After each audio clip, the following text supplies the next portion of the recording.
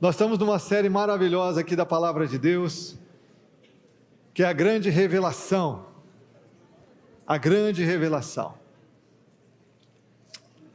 A grande revelação de Deus ao mundo.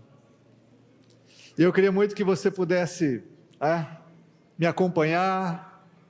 Eu sei que todos nós estamos muito festivos aqui, muito alegres, muito felizes, Eu espero que tudo corra bem aqui, a nossa transmissão também, para você poder acompanhar a nossa reflexão. Mas eu queria muito que você também agora tentasse acalmar o seu coração, que a gente procurasse não se movimentar, e a gente pudesse simplesmente agora ouvir também Deus falando através da palavra. Porque Deus fala de todas as formas, como você está vendo aqui. Deus fala do sorriso, através do sorriso, do aconchego, do abraço, Deus fala através das orações, das canções, das músicas. Os testemunhos quebrantaram meu coração demais, E Deus fala através da sua palavra. Qual é a grande revelação? O ser humano, ele sempre tem uma sede, uma fome por coisa que é segredo, que é mistério, O ser humano busca coisas inusitadas, novas. A gente tem uma curiosidade. Aliás, eu nem falei para vocês o que aconteceu com o irmão ontem. Falei? Não, mas também não vou falar. Eu só queria despertar em você uma curiosidade. O que eu só quero dizer para você é o seguinte: nós ficamos curiosos. Se alguém falar com você assim, menina do céu, nem te conto o que aconteceu ontem. Só que eu só vou poder te falar amanhã. Aí você estragou. Porque a gente tem um senso de anseio. Agora, sabe o que a Bíblia diz? Que aquilo que estava oculto aos homens, na plenitude dos tempos foi revelada. Que a cruz de Cristo, que a presença de Jesus nesse mundo, na plenitude dos tempos, Paulo diz em Filipenses, na plenitude dos tempos, Deus enviou seu Filho. O grande mistério, claro que já estava sendo profetizado ao longo da história humana, no Velho Testamento, os profetas, mas a plenitude, a revelação plena de Deus ao mundo é o seu próprio Filho. Qual é a grande revelação, irmãos? A grande revelação é uma pessoa, é a pessoa de Jesus. Qual é a grande revelação de Deus à sua vida? Jesus. É você conhecer Jesus como Senhor e Salvador, é abrir o coração e passar a vida inteira conhecendo a Ele, porque na eternidade é o que nós vamos fazer face a face. A eternidade, conhecendo a grandeza, a majestade e a glória de Jesus. Como vocês já ouviram outras mensagens de Colossenses, que nós começamos há 2 semanas, sobre contexto, Eu não vou gastar o tempo que eu tenho aqui falando disso, mas eu quero ir para o texto do capítulo 3. E se você não ouviu as 2 mensagens anteriores, pastor Vanderlei e pastor João, entra no canal da igreja no YouTube, ouça essas mensagens, você vai ser tão edificado. Colossenses 1 e 2, agora nós vamos refletir em capítulo 3. Se você quiser abrir a sua Bíblia, ou ligar a sua Bíblia, nós vamos refletir em Colossenses capítulo 3. Mas eu quero mencionar um verso do capítulo 2, para fazer uma conexão com você aqui. E aí nós vamos ler o capítulo 3. O capítulo 2, verso 12, o apóstolo Paulo afirmou: isso aconteceu quando vocês foram sepultados com ele no batismo, e com ele foram ressuscitados mediante a fé, no poder de Deus que o ressuscitou dentre os mortos. Eu sei que para algumas pessoas o batismo é eu vou tomar lá um mergulho. Algumas pessoas já falam: pastor, não, um dia eu vou mergulhar lá na sua igreja, Primeiro que a igreja não é minha, segundo que não é um mergulho, irmãos? Não é isso. Batismo é muito mais sério, Batismo é muito mais sério. Eu vi de uma igreja até que pôs um toboágua para o cara já cair dentro do batistério. Não sei se vocês já viram isso. Batismo é muito mais sério. Olha o que o apóstolo Paulo está dizendo. Ele está dizendo que o batismo é símbolo de uma realidade.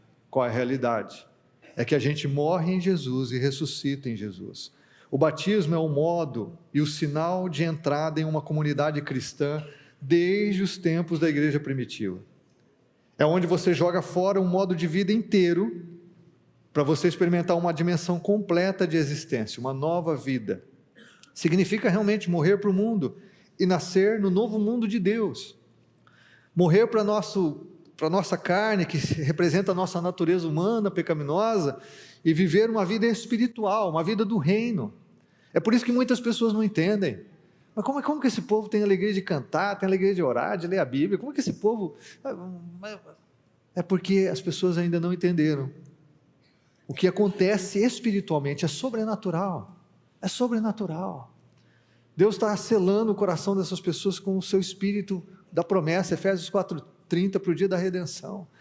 É algo sobrenatural, o batismo representa isso.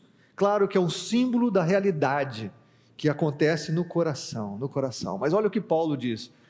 Quando nós vemos a carta de Paulo aos Colossenses, ele está falando dessa grande revelação de Deus que é Cristo, supremo, dono de toda honra e toda glória, acima de toda força, de todo poder, Senhor do universo.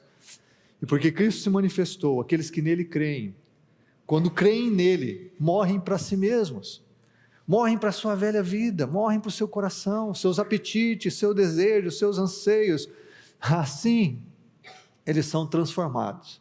E nós recebemos um novo coração, uma nova identidade, com novas paixões, com novos desejos, uma nova índole, novas aspirações, novas aspirações. É isso que acontece. Então, realmente, é uma nova vida que Paulo diz assim: olha, você já foi sepultado. O seu batismo representou isso. O seu batismo, eu não sei o que está acontecendo.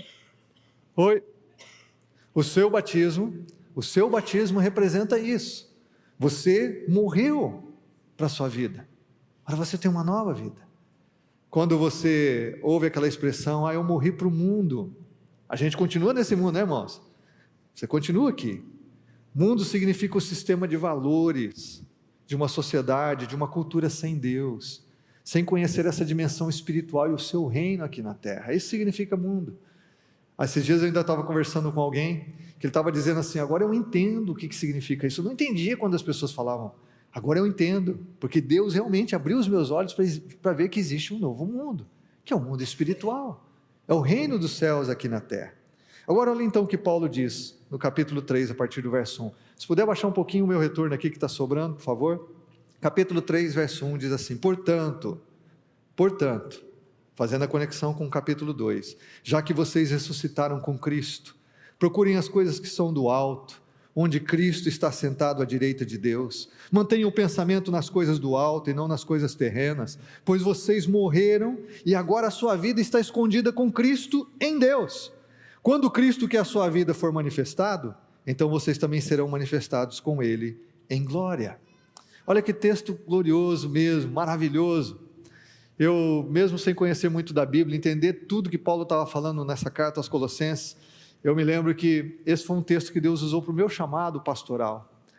Meu sonho era ganhar dinheiro, meu sonho era ser um advogado e trabalhar na área de recursos humanos uma empresa muito grande que eu trabalhava, que tinha unidades em todo o país, e eu achava que aquele era o meu sonho, né? Meu sonho era esse, minha carreira profissional. Mas quando Jesus me salvou, Ele mudou tudo, transformou tudo, realmente tudo, de dentro para fora, não de fora para dentro, mas do coração. Aquilo que eu digo, a gente recebe novas aspirações. E um dia lendo esse texto aqui, não pesquisei, não fui para o original, não, mas lendo esse texto dessa forma, Deus testificou no meu coração o que Ele vinha falando através de outros textos bíblicos: mas buscai aquilo que é do alto. Paulo não fala o que ele está se referindo aqui. Talvez sejam as virtudes cristãs que ele trata na sequência desse capítulo, mas é claro que Paulo está falando desse reino que nós recebemos. Paulo está falando dessa nova vida. Olha, agora que você já ressuscitou com Cristo, ou seja, agora que você já tem uma nova vida em Cristo, você vai procurar as coisas que são do alto. Aonde vão estar os nossos olhos, irmãos? Para o alto. Onde os nossos corações se voltam? Para o alto. Onde que realmente nós esperamos ver as coisas acontecendo na nossa vida? É olhando para Jesus, o autor e consumador da nossa fé. Ele diz: Cristo está sentado à direita de Deus, Pai, a posição de autoridade de Jesus. Ele tem todo o poder nos céus e na terra. Ele diz: então vocês mantenham os pensamentos no alto. Paulo fala em Filipenses 4:8 que tudo que é honesto, puro, digno, de boa fama, que há louvor, é isso que ocupe o vosso pensamento. O que ele está dizendo é o seguinte: morrer para si mesmo e viver uma nova vida, só Cristo pode fazer. Só Jesus pode salvar o ser humano, ninguém pode salvar a si mesmo. É por isso que Jesus veio, por isso que nós precisamos de um Senhor e Salvador. Agora, uma vez que você então já ressuscitou com Cristo, que já tem essa nova vida, agora para onde seus olhos se voltam? Onde os seus pensamentos se voltam? Para onde o seu coração se volta? O que ele está dizendo é o seguinte: você já recebeu a nova vida, permaneça nela. Você já morreu para o mundo, permaneça morto para o mundo e vivo para Deus. Permaneça onde Cristo te colocou pela sua graça. Permaneça na obra que Cristo fez, através da cruz do Calvário, é gerar em teu coração a fé salvadora para tomar posse dessa graça que salva, cura, liberta e transforma. Permaneça ali. Olha, Paulo ele diz aqui, nós já ressuscitamos, nosso coração está lá. Você já testemunhou dessa nova vida e já certificou através do batismo. Agora nós procuramos as coisas do alto. A nossa vontade agora, em Cristo, pode ser dirigida para o alto. E aqui que eu quero chamar a sua atenção. Sem Jesus a gente só consegue olhar para baixo, irmão. Sem Jesus a gente só olha no nível dos olhos e olha lá. A gente só olha para as coisas desse mundo. Sem Jesus a gente não consegue olhar para o alto, porque a gente não conhece essa nova dimensão de vida, a gente não conhece o reino de Deus. Jesus disse em João 3, para a gente ver o reino de Deus e para a gente entrar no reino de Deus, a gente precisa nascer de novo. Então, nós não conseguimos ter essa dimensão. O que Paulo está dizendo é que agora você pode. Agora que você tem a nova vida, você pode olhar para o alto. Agora que você tem a nova vida, você já entrou no reino e pode ver o reino de Deus. Você pode ver o agir de Deus na sua vida. Você pode ver o agir de Deus nas circunstâncias da sua vida. Você pode ver Deus escrevendo uma nova história. Você pode ver Deus. É por isso então que você deve buscar isso que Deus está fazendo na sua vida e aquilo que Ele tem para você. Agora nós somos capazes. Antes eu não era, eu era escravo dos meus desejos, das minhas paixões, dos meus anseios, dos meus próprios planos, da minha própria vontade, mas agora não, eu morri para mim, ressuscitei em Cristo, agora é possível. Paulo diz, agora a tua vida está escondida em Cristo. Nem os autores, os estudiosos sabem exatamente o que Paulo se refere, mas é que o Evangelho tem um senso de mistério, que só vai ser revelado quando Cristo voltar e nós estivermos também glorificados com Cristo na sua volta. Nós não temos nada físico que ateste que quem aqui que é salvo, quem não é. Tem algum? Né? Não tem. É um mistério como isso acontece no coração. Ainda que o mistério revelado em Cristo, ainda que tenhamos condições de crer e entender a obra da salvação, mas ainda assim tem mistério. A nossa vida está oculta. Nós estamos abençoados nas regiões celestiais em Cristo. E isso tudo vai ser manifestado plenamente na volta de Cristo, irmãos. Se viver Jesus aqui já é glorioso, maravilhoso. Você imagina o que vai ser quando tudo acontecer plenamente, na volta de Jesus, e que nós vamos ser manifestos, os filhos de Deus serão manifestos com Ele em glória. Que glorioso. Às vezes tem gente que chega para mim e fala assim, pastor, mas viver com Jesus é tão difícil, tão difícil. Irmão, entenda aqui, viver com Jesus não é difícil, difícil é viver sem Jesus, difícil é viver preso ao alcoolismo, difícil é você viver preso à sexualidade, à pornografia. Difícil é você viver escravo das suas paixões, não conseguir dizer não, fazer coisas que você não quer mais fazer, mas não consegue parar. Difícil é você estar sozinho, se sentindo sozinho no meio de uma multidão, porque você não tem paz na alma. Isso que é difícil. Difícil é você ser escravo da mentira, da corrupção, da tua desonestidade. Difícil é você não conseguir se relacionar nem com as pessoas que você ama. Difícil é você não aguentar nem você mesmo. Isso é difícil. Difícil é não ter esperança num mundo que não tem esperança mesmo, porque não há esperança nesse mundo terrível que nós vivemos. Você tem esperança nesse mundo? Aonde? Na política? Na economia? Difícil é viver sem Jesus. Viver com Jesus não é difícil. A melhor vida que eu conheci é a vida após Jesus. É isso que essas pessoas estão testemunhando. Peraí, Jesus entrou no meu coração e mudou tudo. Por quê? Porque quando você se relaciona com Cristo, com base na graça, o que Ele fez na cruz, você tem uma nova vida e realmente é nova. Viver com Jesus é a melhor vida possível nesse mundo, irmãos. Você está aqui nessa manhã, você precisa crer nisso de todo o seu coração. Não entra por essa mentira do diabo. Muitos cristãos dizem isso, não, viver com Jesus é difícil. Que viver com Jesus? Volta para o inferno, volta para o pecado e volta para o mundo para você ver que vida miserável que é. Não, a gente enfrenta lutas, tribulações, dificuldades, mas nós temos paz na alma, nós temos a presença de Deus com a gente, nós temos o Espírito Santo nos guiando nas decisões, nós temos a certeza que a vara e o cajado de Deus nos consolam nos vales da vida, temos a certeza que Ele é por nós, e se Ele é por nós, ninguém pode ser contra. Nós temos a certeza que as coisas vão cooperar para o bem daqueles que o amam, porque Ele está trabalhando nas circunstâncias da nossa vida, escrevendo uma nova história. Nós temos confiança, irmão. A vida com Jesus não é difícil, a vida sem Jesus é difícil, e é por isso que a gente está aqui como igreja, para compartilhar Jesus com todo mundo, de todas as formas possíveis, irmãos, porque o que as pessoas precisam de fato, ainda que elas não entendam isso, e nem reconheçam, mas o que elas precisam de fato, é esse Jesus, que nos permite agora colocar os pensamentos, as nossas aspirações, os nossos olhos em Cristo. E a ideia aqui é um imperativo mesmo. Você já morreu para você, ressuscitou em Cristo, agora viva essa vida. Procure Agora cresça, agora é o seu papel. A salvação é a obra inteira de Cristo, mas agora crescer nele, andar nele, é realmente algo que eu e você devemos fazer. Não que Ele nos abandonou no processo, nada disso, Ele continua trabalhando, é Ele que vai nos sustentar, é Ele que vai nos conduzir, mas existe uma participação, existe um papel que eu tenho agora, que agora é me voltar para aquele que é meu Senhor e Salvador. O texto segue dizendo aqui, verso 5, assim façam morrer tudo que pertence à natureza terrena de vocês, imoralidade sexual, impureza, paixão, desejos maus e a ganância, que é a idolatria, o dinheiro é um Deus. É por causa dessas coisas que vem a ira de Deus sobre os que vivem na desobediência, as quais vocês praticaram no passado, quando costumavam viver nelas. Lembra que Paulo está escrevendo para uma igreja, para um grupo de cristãos, que morreu e ressuscitou em Cristo. Então Paulo está falando assim, assim agora vocês façam morrer. Presta atenção nisso. No texto que nós lemos no verso 3, diz, vocês já morreram em Cristo. Agora Paulo está falando, continuam fazendo morrer. Assim façam morrer. Ou seja, permaneçam mortos. É isso que Paulo está falando. Mortos para os seus pecados, para os seus anseios, para os seus desejos, para o coração enganoso, que afasta vocês da graça de Deus e da presença de Deus. É aquilo que eu disse, acabei de dizer, Jesus nos salva, obra 100% dele, agora Ele nos santifica e eu e você vamos cooperar com Ele, mantendo os nossos pensamentos no alto, buscando as coisas do reino de Deus, dirigindo nossas afeições, nossa atenção e nossa vontade para o reino dEle, para que continuemos crescendo na graça e mortos para o pecado.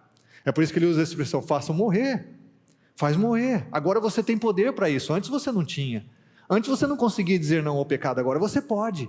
Por quê? Porque Cristo, que é a sua vida, está em você, porque agora você está em Cristo. Antes eu não conseguia dizer não para mim, mas agora eu posso dizer não para mim, e sim para a vontade de Deus. Agora eu posso escolher, antes eu não tinha escolha, porque a minha escolha era somente do pecado, agora eu e você podemos. Então Paulo diz assim, agora você faça morrer. E Paulo vai tratar de duas áreas aqui que são centrais na vida de qualquer ser humano. Ele vai primeiro tratar da sexualidade, e é por isso que Paulo fala para essa igreja sobre a sexualidade. O termo imoralidade sexual ali, é um termo bem abrangente, então ele tem uma sobreposição de palavras que estão ligadas à questão da imoralidade sexual. O que envolve sexo fora do casamento, envolve a impureza, as paixões e o desejo do mal, são todas expressões da sexualidade humana. Ele está dizendo, olha, agora você ressuscitou com Cristo, você tem uma nova vida, então você vai viver a sua sexualidade de acordo com a vontade de Deus, e a sexualidade é vivida dentro dos laços do matrimônio, do casamento, é isso que a Bíblia afirma, e ele trata de tudo isso, culminando também com a questão da ganância, da idolatria ao dinheiro. Mas o assunto principal de Paulo aqui tem a ver com a vida sexual, tem a ver com a nossa pureza, tem a ver com aquilo que nós fazemos com o nosso corpo, que é templo do Espírito Santo. Ele diz agora que você tem Cristo, você tem capacidade para olhar para cima, buscar as coisas de cima, viver a vida do reino aqui na terra, viver parte do céu aqui na terra. É por isso que a vida de um cristão é um sinal do reino a esse mundo. É por isso que a vida do cristão é um sinal para os não crentes, para aqueles que ainda não conhecem o reino de Deus, de que existe uma vida diferente. Então Paulo diz, permaneçam mortos, façam morrer essas coisas que vão impedir você de fato, viver essa nova vida que você já recebeu em Cristo. Agora, quando ele fala de uma segunda área nesse texto, é o que nós vemos no verso 8, quando ele diz assim, mas agora, abandonem todas essas coisas. Aí ele fala, ira, indignação, maldade, maledicência, linguagem indecente no falar. Paulo agora foi para uma outra área central da experiência humana. Ele sai da sexualidade e ele vai para a fala, o uso da língua, o uso dos lábios. Ele considera para os irmãos de Colossos duas áreas centrais. Então ele fala aqui, olha, abandone a ira, indignação, maldade, maledicência, linguagem indecente no falar. São todas palavras também que se sobrepõem para falar de como é importante você pesar o conteúdo dos seus lábios, de como é importante o que você fala. Você fala para si mesmo e para as pessoas, mas o alvo de Paulo aqui é a comunhão cristã, são os relacionamentos. O que Paulo está dizendo é o seguinte, se você recebeu uma nova vida, essas coisas aqui não vão mais fazer parte da sua vida, e você não vai mais praticar isso dentro dos seus relacionamentos. É um processo para muitos de nós de libertação, mas é realmente isso que nós devemos viver. E Paulo combina dizendo assim: não mintam uns aos outros, visto que vocês já se despiram do velho homem com suas práticas e se revestiram do novo. Uma outra metáfora, ele usa para revelar essa nova vida, ele fala: você morreu e você ressuscitou. Agora ele usa a metáfora: você se despiu e você vestiu uma nova roupa. Por quê? Ele tem novamente a ideia do batismo. A pessoa troca de roupa quando se batiza, ou seja, você recebe uma nova roupa após o batismo, e ela simboliza essa nova vida. Ele está se referindo novamente ao batismo, e ele diz: vocês se revestiram do novo. Agora olha que interessante que Paulo diz: que está sendo renovado em conhecimento. Ou seja, essa expressão está sendo renovada é um processo na vida de todos nós. Muitas vezes eu pego as fichas, até das pessoas que vêm por transferência, tem uma pergunta lá: você tem algum pecado que você está praticando? E ilustra ali, as pessoas muitas vezes, as pessoas colocam ira, mentira, e são cristãos que estão chegando na nossa igreja, às vezes por outra comunidade, já foram batizados, mas que ainda estão lutando com essas áreas, porque Paulo está dizendo assim, que esse novo homem que você já recebeu, essa nova pessoa, nova mulher, novo jovem, adolescente, essa nova identidade que você recebeu, também está sendo renovada. É um processo. A imagem de quem? A imagem de Deus. Paulo diz lá: onde há o Espírito do Senhor, segundo Coríntios 3, final do Coríntios 3, ele diz, ali é liberdade, nós vamos sendo transformados de glória em glória, como por um espelho, a imagem do Senhor. Quem que é o nosso referencial? Quem que é o Deus que está nos transformando? É Deus, o Criador. E a imagem de Deus nós vamos nos tornando, é um processo. Mas ele diz assim: você já pode fazer morrer, você já pode permanecer morto e crescer nessa nova vida, você já pode de fato abandonar. Agora existe poder para isso, irmão. Se há uma verdade que muitas vezes os cristãos esquecem, é que existe poder em Jesus para dizer não ao pecado, que existe vitória sobre a tentação e o pecado. Aliás, tentação não é pecado. Você ficar tentado quando você sai de casa e pega um lesmão na rua, porque você queria chegar na igreja e o cara está na tua frente, você ser tentado a ficar irado e dizer glória a Deus, não é pecado. Agora, se você se irar e dizer não glória a Deus e alguma outra coisa, aí virou pecado. Mas tentação não é pecado. Quando nós vemos aqui que ele está falando dessa vida do alto, irmão, você está vendo todo esse caráter de Cristo. Eu não vou me ater a cada significado dessas palavras, porque nós não temos tempo para isso. Mas o que a gente precisa entender é que as coisas erradas que nós fazemos nos relacionamentos e da nossa fala vão nos levar à mentira. E a mentira que é realmente algo central, que vai destruir qualquer relacionamento, vai destruir qualquer ambiente de comunidade cristã, porque a mentira leva a um rompimento dessa comunidade, ela incita a suspeita, a desconfiança das pessoas, e destrói essa vida comum do corpo de Cristo. É por isso que nessa nova realidade, nesse novo reino, nesse novo corpo, a mentira não cabe. Nós vivemos num mundo de mentira, nós vivemos num mundo de fake news, e eu e você sabemos como nós temos que lidar e lutar contra a mentira, porque muitas vezes é mais fácil mentir, porque as pessoas querem mentir e não a verdade. Mas eu e você precisamos entender que parte dessa nova vida que Deus nos deu em Cristo, é realmente que nós vamos viver a verdade do Evangelho, é que nós vamos falar a verdade uns com os outros, e sobretudo, por quê? Porque nós estamos seguindo aquele que é o caminho, a verdade e a vida. Em Jesus não há mentira, não há dissimulação, não há fake news. Estude os evangelhos, conheça Jesus, e veja como é maravilhoso se relacionar com alguém que é a verdade, e que por conta disso é verdadeiro. Então, tira a roupa velha e veste a nova. Quando nós olhamos para esse texto, nós vemos Paulo então tratando de coisas práticas da vida da igreja, que tem a ver com todos nós. Como é que você fala dentro de casa? Como é que você fala com as pessoas? Olha o que Paulo diz assim: maledicência, falar mal de alguém, linguagem indecente no falar. Linguagem indecente no falar. É interessante, eu estava ouvindo um podcast, e o cara tinha trazido alguém para falar da Bíblia no podcast, e aí numa pergunta o cara deu uma resposta assim, que o cara que estava entrevistando gostou, daí ele falou um palavrão, e falou Deus ao mesmo tempo, ele usou as duas palavras ao mesmo tempo, ele conseguiu usar um palavrão, e, ó Deus, eu fiquei pensando assim, a capacidade, da gente não pesar as nossas palavras, da gente não pensar o que a gente fala. Muitas vezes, conversando com as pessoas, a gente lidando com a dificuldade de parar de falar palavrão, com a dificuldade de parar de diminuir o outro com as suas palavras, de ferir o outro. Isso é muito típico entre os casais. O casal começa a conversar sobre um problema e dali a pouco eles já estão ofendendo um ao outro. Eles saíram do nível de tratar um problema para ofender um ao outro. É comum nas brigas que acontecem. Ao invés de resolvermos o problema do trânsito, nós vemos as pessoas ofendendo uma outra, diminuindo uma outra. Bom, o texto segue dizendo assim: portanto, como povo escolhido de Deus, santo e amado, revistam-se de profunda compaixão, bondade, humildade, mansidão e paciência. Essa é a nova vida. Tem a ver com o fruto do Espírito em Gálatas capítulo 5, é o caráter de Cristo, é uma nova vida que você é capaz de viver. Antes eu não era capaz de ser manso, antes eu não era capaz de ser bondoso, não era capaz de ser humilde, mas por que eu e você somos agora? Por causa de Cristo que nos habita. Agora é possível termos um novo trato com as pessoas, é possível nos relacionarmos de forma diferente, com muito mais qualidade. É isso que você vê nos testemunhos de batismo. Sempre a vida das pessoas muda nos relacionamentos. Sempre a pessoa diz: antes eu era mais irada, antes é isso. O meu relacionamento mudou em casa. Sim, porque é o primeiro lugar que você testemunha a sua fé, é a sua nova vida. Observe esse texto: mansidão, paciência. Paulo diz assim: suportem-se uns aos outros e perdoem as queixas que tiverem uns contra os outros. Suportem. Às vezes a gente pensa assim: eu vou ficar suportando essa pessoa, insuportável, mas eu vou ficar suportando. Nossa. Mas suporte aqui tem o lado de apoio, irmão, de suportar, de apoiar o outro. Você entende isso, a diferença? Não é de ficar aguentando, não, tem esse lado.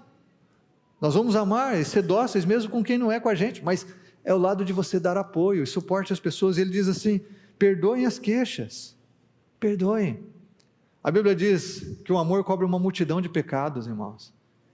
Uma pessoa cheia da graça da vida de Jesus não fica fazendo uma lista dos erros dos outros, não fica fazendo uma lista,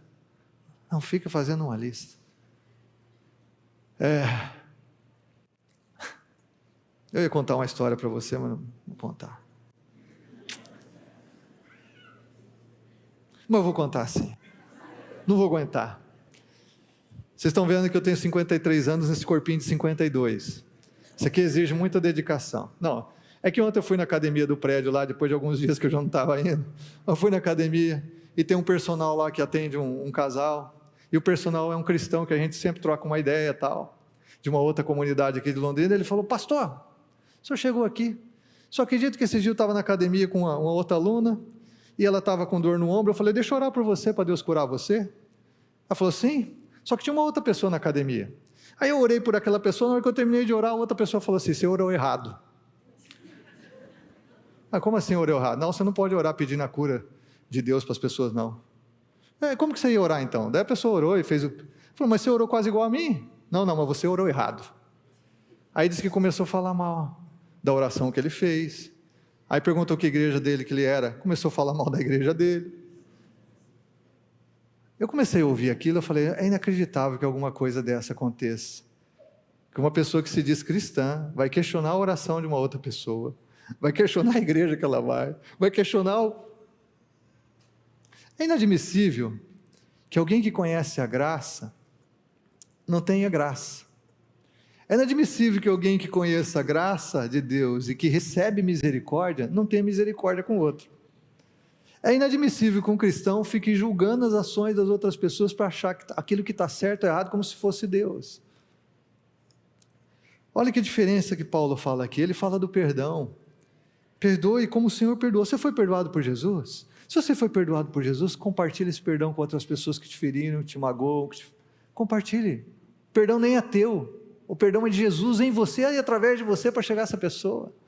Nós nem somos dignos de nada. Paulo diz assim: perdoa como perdoou. E aí ele fala assim: acima de tudo, você vai ser revestido do quê? Do amor, que é o elo perfeito. Irmãos, se tudo que a gente faz na vida cristã não nos leva a amar mais, nós estamos errados. Se não leva a amar mais as pessoas, se não leva a amar mais a Jesus, se não leva a amar mais aqueles que não conhecem a Cristo, nós estamos errados. O vínculo de tudo que une todas as virtudes cristãs, essa nova vida, é o amor. Por isso Paulo escreve em 1 Coríntios 13, que você pode fazer qualquer coisa, mas se não tiver amor, nada vale, nada serei. É o vínculo. O que a gente faz aqui, se a gente cantar no culto, ler a Bíblia, se a gente orar, se a gente servir no ministério, mas isso não nos levar a amar mais a Deus e as pessoas, nós estamos fazendo tudo errado. O cristão, ele deve crescer em amor. O amor de Deus deve transbordar no nosso coração. Agora, eu quero te fazer uma pergunta. Você viu a marca daquela velha vida, né? Paulo fala assim: abandona a ira, indignação, maldade, maledicência, linguagem indecente, abandona a licenciosidade sexual, abandona essas coisas, deixa morto. Aí ele fala: viva essa nova vida. Pensa hipoteticamente comigo aqui, se tivesse duas cidades, uma perto da outra, uma cidade onde o povo vivia aquilo que Paulo falou nos versos anteriores, a ira, indignação, maledicência, mentira, uma cidade onde o povo vive isso aqui, que cidade você gostaria de viver? Eu pensei aqui que alguém pode falar: não, eu ainda gostaria da primeira, que talvez tem mais festa, mais bagunça, seria mais alegre. Ilusão. Aquela primeira cidade é o que a gente vê as pessoas vivendo aí na sociedade, numa casa onde não tem Deus, onde não tem paz nos relacionamentos, onde as pessoas xingam umas às outras, ofendem umas às outras, destroem umas às outras, apesar de realmente se importarem, mas não saberem amar. Que cidade você queria morar? Eu me lembro quando a gente vai para acampamentos na igreja, e aí você fica lá de sexta até domingo, e tem gente que chega assim no final: ô pastor, poxa, eu não podia ficar mais uma semana aqui? Por quê? Porque é tão legal viver com gente que é mansa, com gente que ama, com gente que é paciente, com gente que fala a verdade. Tem gente que chega assim no final do acampamento e fala: nossa, agora eu tenho que voltar para a minha realidade. Para que realidade que eu tenho que voltar? Eu tenho que voltar lá para aquele caos que é a minha casa. Eu tenho que voltar lá. E a pessoa às vezes não quer voltar. Por quê? Porque quando conhece a vida do reino, é realmente constrangedor. A gente sabe o quanto a gente está perdendo quando a gente vive a vida desse mundo, e não a vida do reino. Jesus diz assim: você já morreu, ressuscitou, você já tem uma nova vida, agora você é capaz de buscar as coisas do alto, viver as coisas do alto, viver as coisas desse novo reino. Aí Paulo diz assim, verso 16: habite ricamente em vocês a palavra de Cristo, ensinem e aconselhem-se uns aos outros com toda a sabedoria, cantem salmos, hinos e cânticos espirituais com gratidão a Deus em seus corações, viva a vida do reino, celebre a comunidade, irmão. Ninguém pode viver a festa se você não tiver o teu irmão do lado, ninguém pode viver a festa se não estiver conectado ao corpo de Cristo local, a uma comunidade de crentes, ninguém pode viver a fé sem isso. Paulo diz: habite ricamente a palavra de Cristo dentro do coração de vocês, vocês vão se ensinar um ao outro, aconselhar um ao outro. É isso que nós vivemos aqui como igreja, vivemos nos nossos grupos, é isso que nós procuramos construir como cultura de igreja, como vida da igreja, irmão, uns aos outros. A gente vai ensinar com a sabedoria que vem de Deus, a gente vai cantar salmos, hinos, cânticos espirituais, já estava unindo hino e cântico, irmão, celebrar. Tem gente que fala assim: ah pastor, eu vou chegar mais para ouvir a mensagem, não gosto muito do louvor. Irmão, canta, rasga a alma, o peito, cantar, celebrar Jesus, faz parte da sua devoção, da sua adoração. É maravilhoso a gente cantar para Jesus. Cante no carro, cante na cozinha, cante na igreja. Paulo diz assim: com gratidão a Deus em seus corações, porque quem morreu para si mesmo e ressuscitou em Cristo, quem não era capaz de dizer não ao seu pecado e agora é capaz de dizer não e viver uma nova vida de santidade e amor, só pode ter gratidão no coração e na alma. Quem vivia para si mesmo e agora pode viver para Deus, só pode ter gratidão na sua alma. E aí eu quero terminar com esse texto final, porque eu tive que fazer um recorte. Eu peço perdão até pelo tempo, porque não dá para a gente aprofundar muito nesse capítulo 3, porque é uma riqueza, a gente poderia passar dias falando desse capítulo. Mas olha como Paulo diz no verso 17, ele diz: tudo que vocês fizerem, essa é a nova vida, seja em palavra ou em ação, façam-no em nome do Senhor Jesus, dando por meio dele graças a Deus Pai. Veja como a gratidão permeia tudo que nós fazemos na vida cristã. Coração grato, coração grato, coração grato, né? Grato por aquilo que você tem, não amargura por aquilo que você não tem, grato por aquilo que você tem. Até ontem a Raquel Novaes falou sobre isso aqui. Então, tudo que você faz em nome de quem? Em nome de Jesus. Agora que você é cristão, você representa Ele, você é o embaixador dele. Agora você faz em nome de Jesus. pelo poder de Jesus, pela graça de Jesus, pelo Espírito de Jesus que habita você.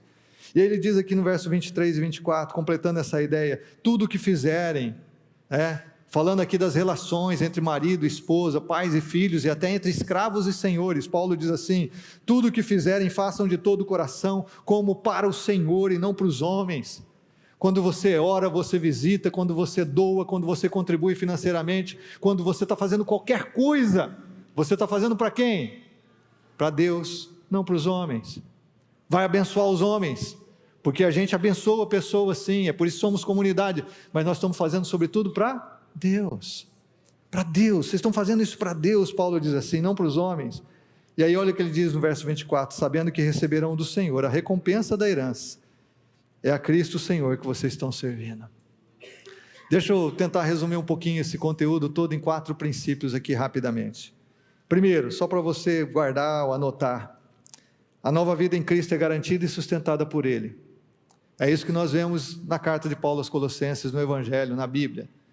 Quem faz a obra de salvação é Cristo, então essa obra é garantida por Ele, é sustentada por Ele. Sendo assim, você deve viver pela verdade e não por aquilo que você vê.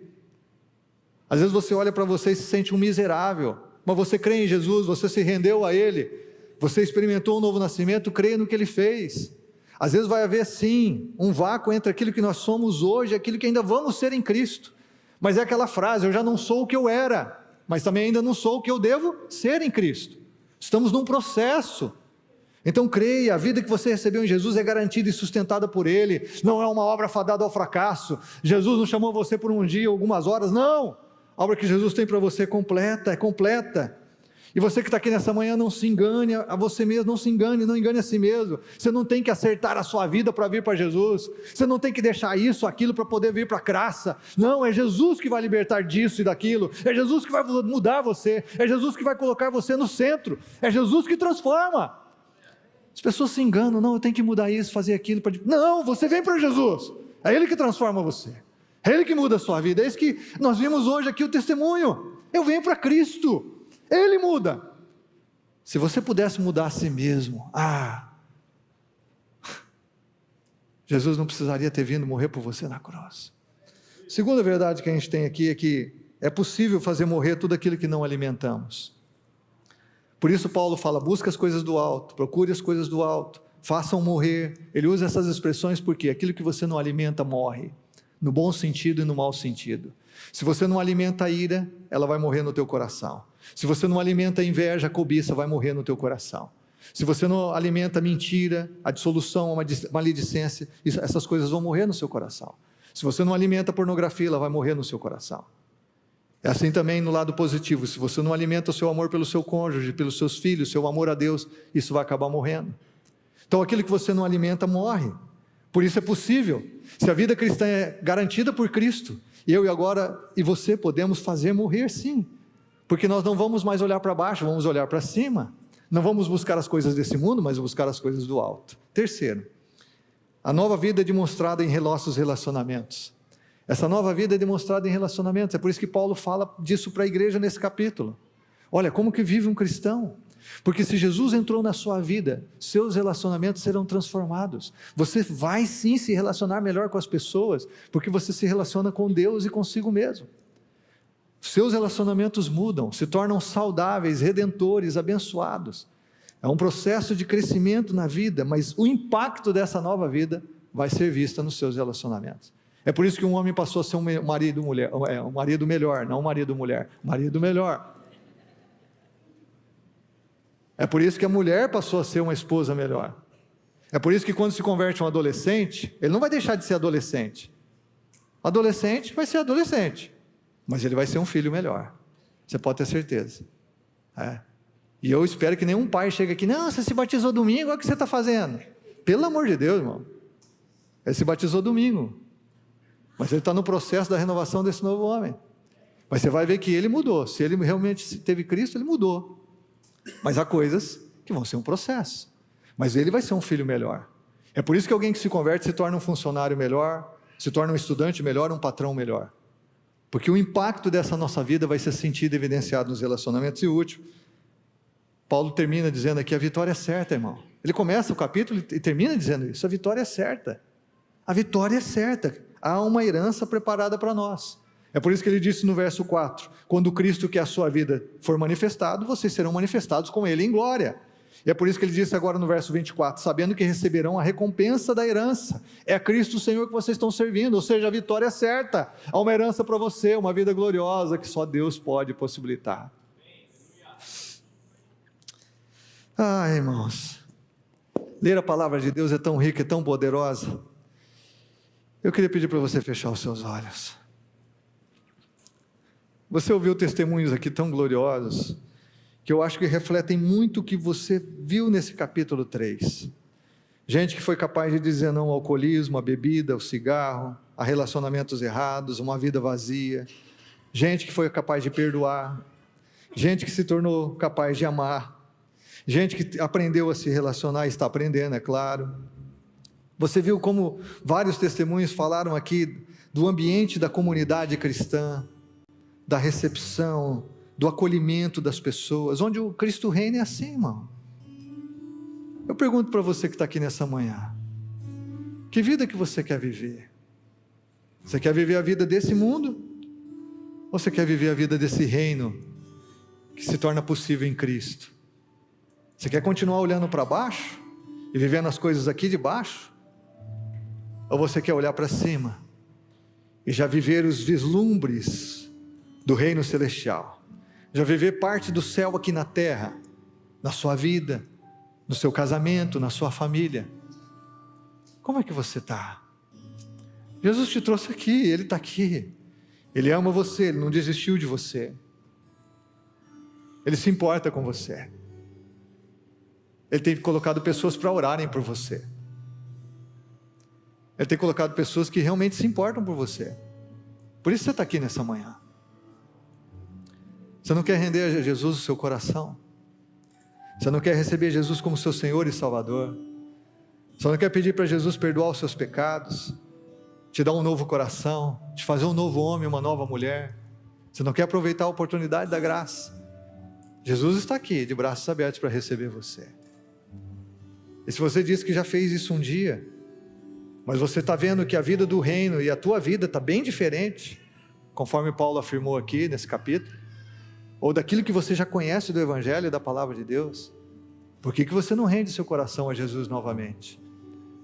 Aliás, nós devemos aprender a render o nosso coração todos os dias, porque nós estamos buscando aquilo que é do alto, procurando aquilo que é do alto. Eu quero orar por você. Se você quer render o seu coração, consagrar seu coração, se você quer aceitar Jesus como teu Senhor e Salvador nessa manhã, ou se você quer voltar para a casa do Pai, se você está desviado dos caminhos do Senhor, seja como for, Jesus está de braços abertos a você. Eu quero orar com você. Eu queria pedir para você colocar a mão no seu coração. Quero orar com você nessa manhã. Senhor, aqui tem homens e mulheres, rapazes, moças, jovens, adolescentes, tão amados pelo Senhor, e o Senhor conhece cada um de nós como ninguém. A gente não tem que esconder nada aqui como nós somos. O Senhor sabe como precisamos de Ti, do Teu perdão, da Tua graça, da Tua cura, da Tua libertação, da Tua salvação. Então, Senhor, olha a sinceridade desse coração agora. Move esse coração na Tua direção. Atrai esse coração para Ti mesmo, Senhor. Convence, Senhor, pelo poder do Espírito Santo, do pecado, da justiça e do juízo. Convence, Senhor, sim. E convence, ó Deus, que o juízo é certo e a vitória daqueles que pertencem a Ti é garantida.